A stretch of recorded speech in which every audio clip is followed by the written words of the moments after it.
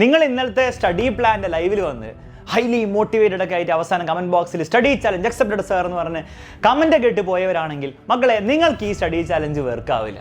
സത്യമാണ് ഞാൻ പറയുന്നത്. അതായത് നിങ്ങൾ ജസ്റ്റ് മോട്ടിവേറ്റഡ് ആയതുകൊണ്ടോ അല്ലെങ്കിൽ നിങ്ങൾ ആ കമൻറ്റ് ഇട്ടത് കൊണ്ടോ മാത്രം നിങ്ങൾക്ക് ഈ സ്റ്റഡി ചാലഞ്ച് യൂസ്ഫുൾ ആവാൻ പോകുന്നില്ല.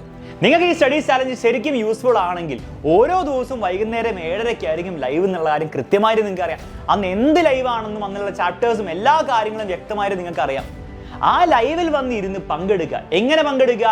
ആദ്യത്തെ ഒരു 10 മിനിറ്റ് കണ്ടു കഴിഞ്ഞ് പിന്നെ അങ്ങനെ വേറെ പരിപാടി ചെയ്ത് പോവാതെ ആ ലൈവിൽ മാക്സിമം ടൈം എന്ന് പറഞ്ഞാൽ ഐഡിയലി മുഴുവൻ ലൈവിലും പങ്കെടുത്ത് അതിൻ്റെ നോട്ട്സ് ഡൗൺലോഡ് ചെയ്ത് ആ ലൈവ് കഴിഞ്ഞതിന് തൊട്ട് പിറ്റേ ദിവസം രാവിലെയോ വൈകുന്നേരമോ സമയമുണ്ടാക്കി ആ നോട്ട്സ് റിവൈസ് ചെയ്ത് അത് ലൈവിൽ കൃത്യമായിട്ട് പഠിപ്പിച്ച കാര്യങ്ങൾ ഒന്നും കൂടി റിവൈസ് ചെയ്ത് തലയിൽ കയറ്റി ഉറപ്പിക്കാൻ പോകുന്ന കുട്ടികൾക്കായിരിക്കും ഈ ചാലഞ്ച് കൊണ്ട് ശരിക്കത്തെ കാര്യം ഉണ്ടാകാൻ പോകുന്നത്. സോ മക്കളെ, നിങ്ങൾ ശരിക്കും ഈ സ്റ്റഡി ചാലഞ്ചിൽ പങ്കെടുക്കാൻ റെഡി ആയവരാണെങ്കിൽ, അത് അക്സെപ്റ്റ് ചെയ്തവരല്ല, മോട്ടിവേറ്റഡ് ആയവരല്ല, പങ്കെടുത്ത് പണിയെടുക്കാൻ റെഡി ആയവരാണെങ്കിൽ നിങ്ങൾ പേടിക്കേണ്ട ഒരാവശ്യമില്ല. പബ്ലിക് എക്സാമിൽ A+ അല്ലാണ്ട് മറ്റൊരു ഗ്രേഡ് നിങ്ങൾ കാണില്ല. ഇത് വെറും വാക്കല്ല.